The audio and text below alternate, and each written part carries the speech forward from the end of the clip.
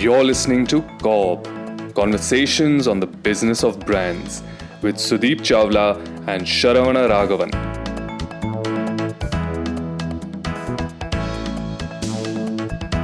Sharan, we've been speaking about branding, marketing, brands for quite some time now, and our listeners would tend to believe that we seem to have some kind of a code or some kind of a science for creating success in this field.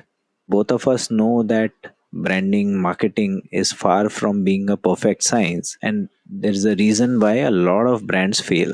Global success rate for innovation at best is about 8.5-9%, which means 91% innovations do fail. After Hence, all the work that's put in. correct. And therefore, I was intrigued by this topic that you picked up today. Why don't you introduce the topic to all of us and let's dive deeper into it? So this is something, like you said, I'm asked why brands ever fail, because when people say you make it sound so simple and logical.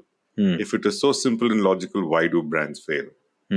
So this is more a caveat for me to my clients, saying just because you've done a brand workshop with me or I've consulted with you doesn't mean your business or your brand will not fail. This is my insurance podcast. This is to list down 7 reasons why brands fail. If I may, that this is Sharan protecting his backside by saying, despite the fact that I have worked with your brand, you might still fail, but don't blame me for it. I'm giving you a framework for failure also. Exactly. What's the first one? This is about why brands fail. I'm not going into the point of why businesses fail. And I've listed 7 because 7 is what came to mind. And I think you and I sit together, we'll come up with even 20 reasons why brands can fail. But these 7 come to mind because I think they are the most commonly observed reasons why brands fail, despite all the efforts put into creating them. First one is the most obvious: poor delivery. A brand is as good as a promise you make. And if you do not keep the promise, it is bound to fail, because a good brand or a good marketing exercise can get people to try your product or your service. But if that does not keep up to the promise that you've made or does not deliver to the ask of the consumer, the expectations of the consumer, you're doomed. There's nothing that's going to help a failed product or a failed service, no matter how well you market it. You can get trials, but you will never get repeats. So the other question, the contrary one to this is, if I do a good job, will I get known as fast? No, you will not. And that's the reality of life. Bad news spreads a lot faster than good news does. Most of us leave reviews on Amazon only when we are unhappy.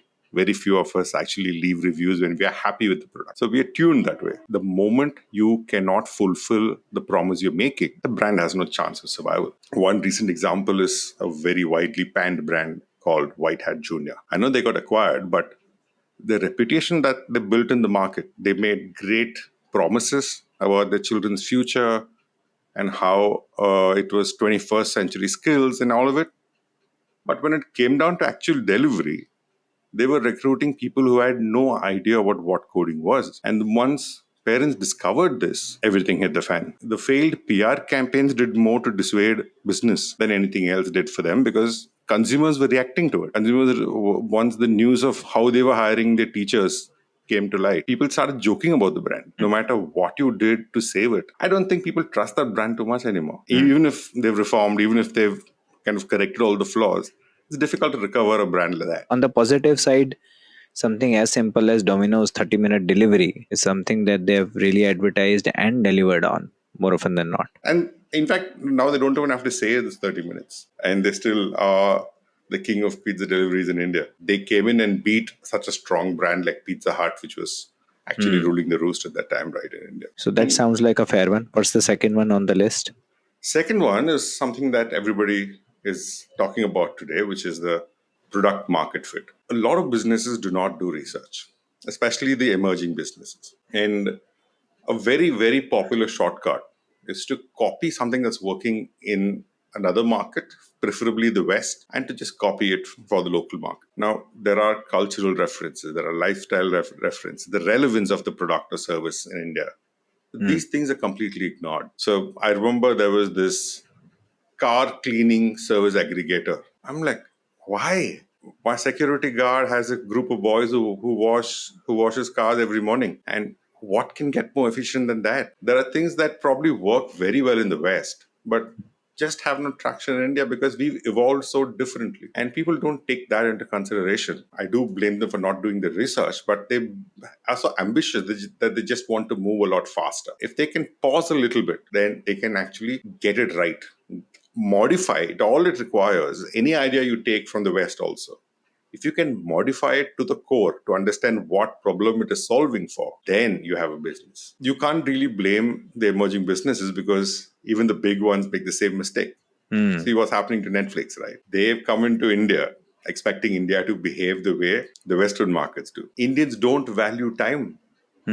Indians are willing to trade time for money any day. I'd rather save my 100 rupees and watch your ads than spend that money and skip these ads. Now, Netflix did not expect that at all from India. And suddenly when growth hits a standstill and the pricing is not set for India, now they come around to start advertising and to lower the subscription cost. That is a product market fit.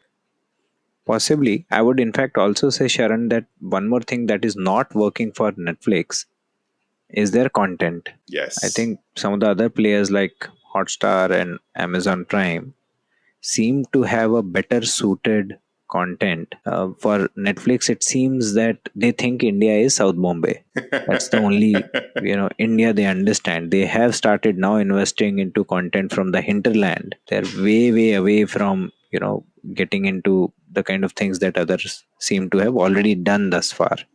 Absolutely. It all boils down to product market fit, right? Because if we keep telling each other in marketing that there's no one India. Every state reacts so differently to everything we do. And for an international brand to come in assuming this is what India is going to be and this is what I'm going to do to India, it just doesn't cut it. And the same way, what works in India need not work at another place. Being aware of the local market requirements and catering your service or your product to the local sensibilities and making it relevant to them is very important.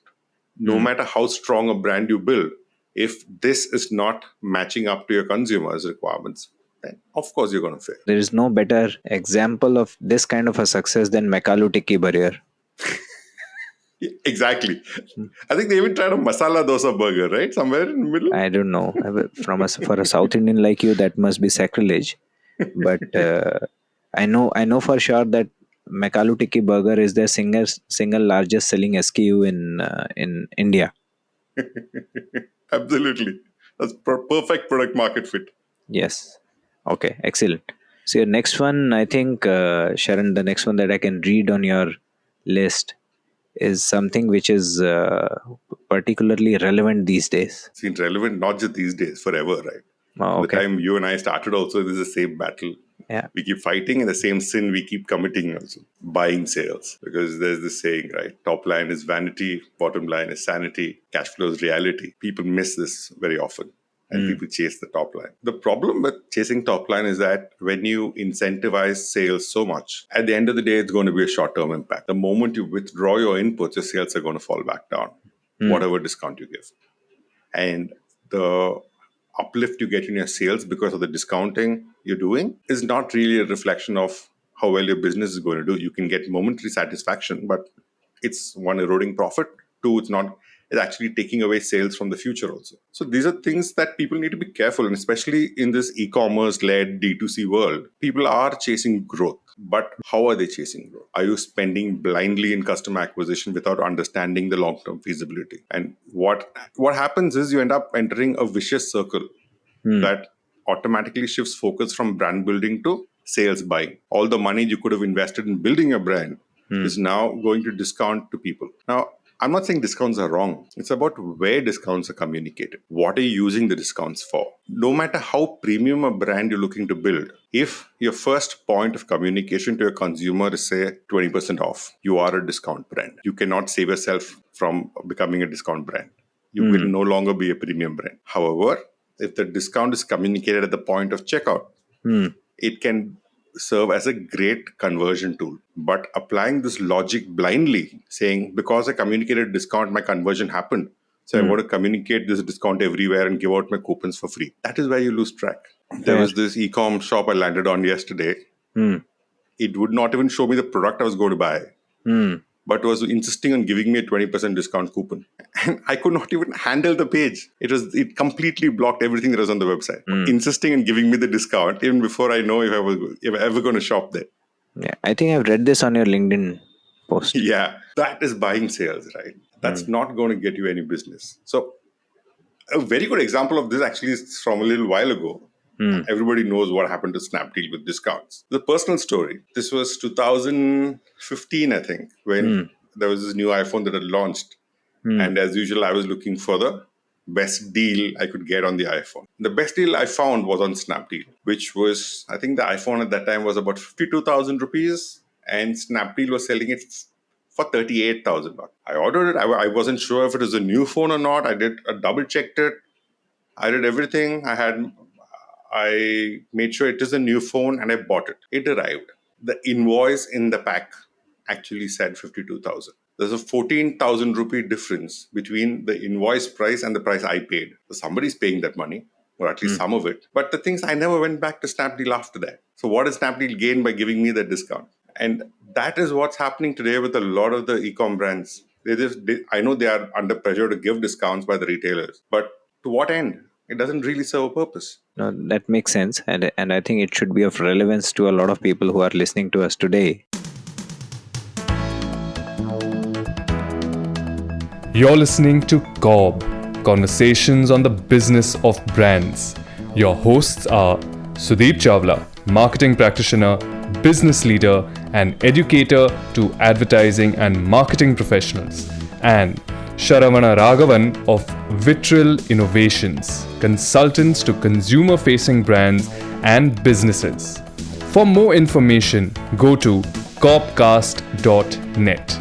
If you find this podcast helpful, please help us by telling your friends and rating us. So we spoke about poor delivery, we spoke about product market fit, and we spoke about buying sales. Let's move to the next one. Next one is lack of direction. In most organizations, even in startups, if the brand building is left to the marketing team, it is not good news. The marketing team is not responsible for building the brand. At best, they're responsible for the marketing activities on the brand. Brand building is a collective organization responsibility. If that cannot be held together by the leadership, then there's no way the brand's going to succeed. If the leadership thinks of brand building as a necessary evil, but remains focused just on sales, then they're never going to go anywhere, no matter how big a brand they build. Now, the founders really need to have a long-term vision on what they want to accomplish. If that is not done, there is no way anybody below them is going to take up that responsibility. And nothing will be followed through on, especially on the brand. And you eventually become a brand that is price chasing to find the lowest bidder. You will eventually die out. And this is an example that you'd find all over this country. Because as business people in India, a lot of us are focused on the danda, as in we want everything here now, money in, money or profit made. And we are more process driven and not necessarily a long-term brand vision driven. For example, if you go into wholesale markets anytime, you will find dime a dozen spices and condiments seller. Right. Yeah, with open sacks of spices lying around them.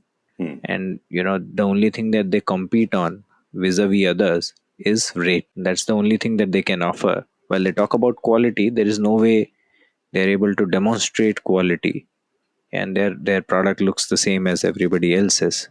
Now in this market, if one can think about a brand which was the OG, as they call it, of spices, is MDH. Yeah, now this guy seems to have created an empire, thousands of crores, just out of branding ordinary spices that you would possibly otherwise get in any of your wholesale markets.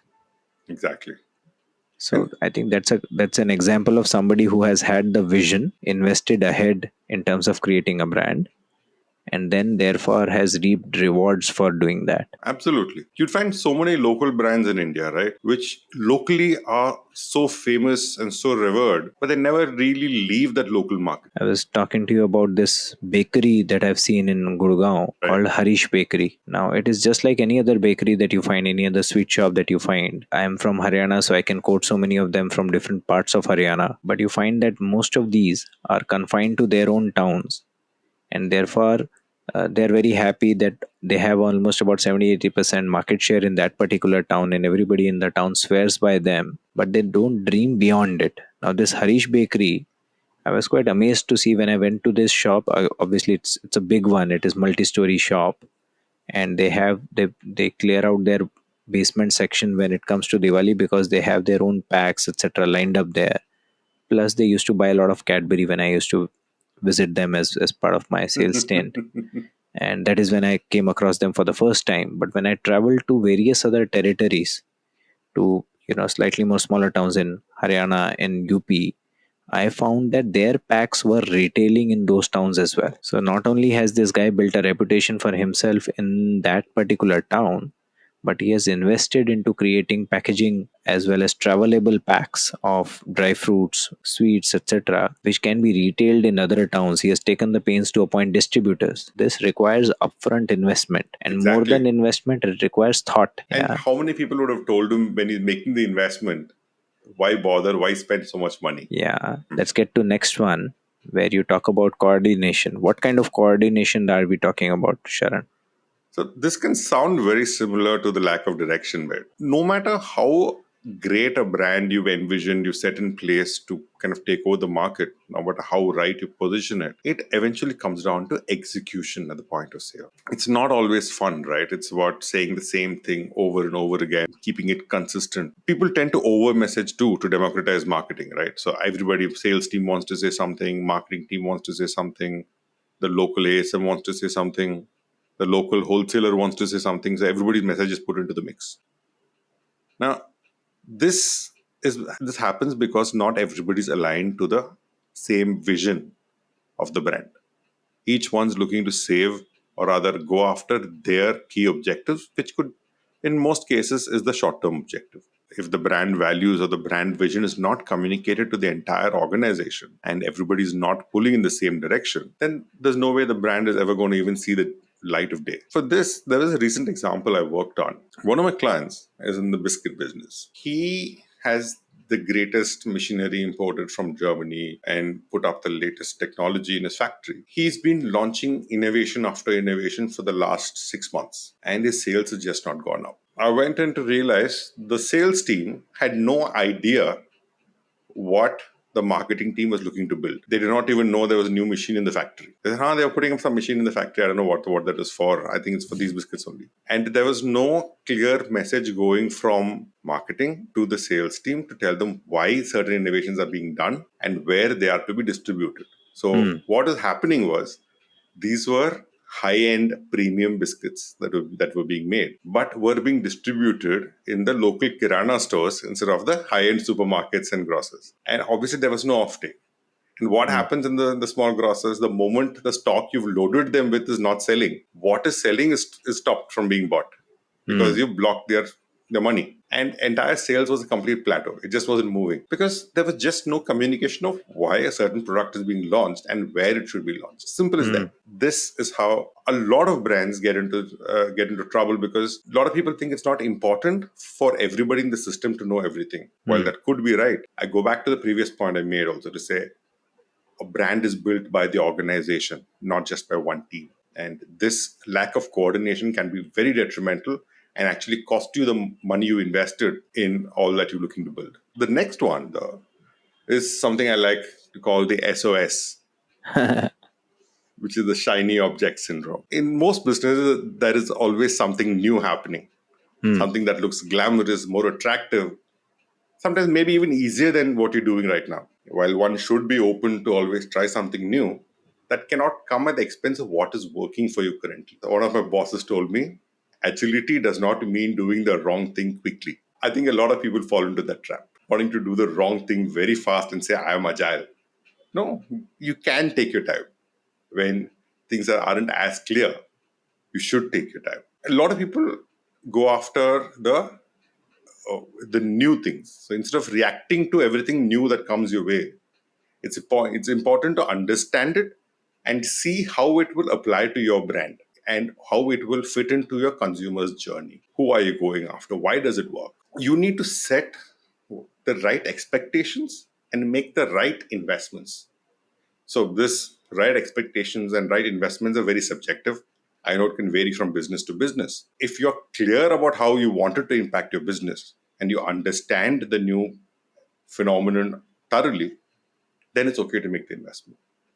But very often people jump at it without knowing how to navigate the space. And I cannot blame just the emerging businesses here, because the example that comes to mind for me the most is Tata Neu. I was amazed at how fast they came up with the branding in the IPL, and they got the communication.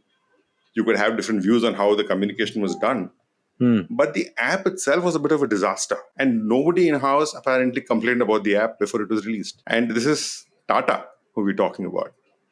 I think after having made the acquisitions they did in the digital space, they were just enamored about wanting to launch the super app. They did not see how their brands were going to play together. For example, Taj is such a premium brand. And the Taj inner circle points were being traded for the new app ka points. Now, while the new super app could become premium in the future, I'm not sure it's still as premium as the Taj brand is. And that's where I think they were missing the bus a bit. When the app wasn't great, the brands were not being aggregated together. I think they'll resolve it very soon. But yeah, if Tata can make this mistake, you can't really blame the emerging businesses for trying to do this. Yeah, true. True. In fact, I read in Economic Times some time back, they were aiming at around 200 million GS in their gross sales value, gross merchandise value, GMV. 200 million GMV per month, dollars, is what they were looking at. Okay. In their first 2 months, they had clocked an average of about 120. Okay. So they were short of their own internal target. And again, people have started questioning whether it has lived up to its initial hype, because it was, built up using the IPL. That was a very, very expensive investment from them. Right. I think it could have been done better if they had done it right, taken the time with it, understood each of the brand individually. I think everybody's got their own weaknesses for wanting to do things fast. Okay, so this possibly was the sixth one. Yes. Yeah. Now, what's the last one that rounds up the list? Last one that rounds out the list is for everybody, actually. In fact, this applies more to the larger businesses than the small, because this is when people take the eye off the ball, especially when in a house of brands setup, one brand that's doing well tends to take precedence over every other brand in the market, in the portfolio. The whole idea of people building a house of brands is that the sum will be greater than the parts. But if an underperforming brand is not persisted with because it's not performing as well as the main brand in the system, then that brand will fail because it's not getting the right support. There will be times when even a good brand will go through a bad patch, and there could be trends that the brand is falling into. There could be a refresh that's required. But if it isn't supported through the lean patch, people will miss out on building something great. I think every brand that even you and I have worked on has gone through a bad patch at some point in time. And figuring out ways there comes because you look at those brands individually, look at their reason to survive and the right to win, and you build them up to succeed. If that focus is not there and you're looking to gain everything from the ones that are already working, that in fact becomes a bit of a shortcut. The best example for this actually is GSK with Horlicks. I'm sure you know the story better than I do, so why don't you tell us about what happened to Moldova and Viva? No, I think they had in their mind to take away some of their competitors who were holding them back from gaining share in specific geographies. They had bought over these two brands called Moldova and Viva. Yeah, and Viva was particularly big in East. Moldova was big in North, specifically in Punjab. While I think Viva died its own natural death, and it was to Horlicks' advantage because Horlicks was fairly big in East and South, them being milk deficient geographies. I think they were not able to capitalize on their purchase of Moldova. They possibly tried to focus too much on Horlicks and did not strengthen or at least leverage what Moldova stood for. And possibly because Moldova wasn't as easy to sell or wasn't as well performing in the internal terms as Horlicks was, right? Maybe the possible explanation also could be that Horlicks started off as a chemist brand and slowly made its way into confectionery and other, general grocer channel. Moldova and Horlicks started the other way around. They were more grocery brands which made its way into chemist channel. Moldova's distribution at that point in time did not fit the kind of structure that Horlicks had in its own mind. Moldova didn't survive, and neither was Horlicks able to gain out of that acquisition or gain any share in Punjab, and Bonvita actually took it away from them. So it's another example of possibly a company focusing too much on its mother brand or the parent brand, not really investing into another one which possibly could have been a great flanker or in the long run could have given them significant share in a particular market. Exactly. I think the last 2 points of SOS and eye on the ball, eye off the ball, I think are applicable to businesses of any size for that matter. So if you ask me, Sharan, I think all of them are. Many big companies have been guilty of not really following through all of their promises all the time. And hence you will find that brands launched by big companies also fail. Absolutely. But I love this, this list of 7 reasons or 7 deadly sins, as one might call it. that should have been the topic of this podcast. Yes, I just thought about it. So I just thought of it. But 7 deadly sins that you spoke about. So we spoke about poor delivery, not being able to deliver on your brand promises, product market fit, the need to customize, need to understand the cultural context or the lifestyle context. Number 3 is focusing too much on buying sales by discounting or spending too much money on customer acquisition without necessarily building a brand. 4th is lack of direction, where we spoke about the fact that too often business owners are focused only on sales and therefore don't spend sufficient time, energy behind marketing and building a brand. We spoke about lack of coordination, where we, spoke about the fact that too often, the sales team doesn't even know why a brand is being launched or what is the strategic reason for a company going in a certain direction. The 6th one, famously called the SOS, which is shiny object syndrome, is where a company sees too many new directions, gets infatuated by something new and runs in that direction without necessarily looking at all the strategic consequences and thereby missing the bus. And last but not the least is eye off the ball, where a company invests behind what is working well and does not invest behind something else which has kind of had a little bit of a fall or is going through a tough time, letting that opportunity slip, not leveraging the kind of potential that it had. seven deadly sins of brand building. Excellent. So that I think is a great list, Sharan, and it rounds off our discussion for today. Thank you really for sharing this list with all of us. Hopefully it'll help a lot of our listeners out there. Thank you, Sudeep. Thank you for listening to COB, Conversations on the Business of Brands with Sudeep Chawla and Sharavana Raghavan. Subscribe and learn more at cobcast.net. That's COBBCAST.net.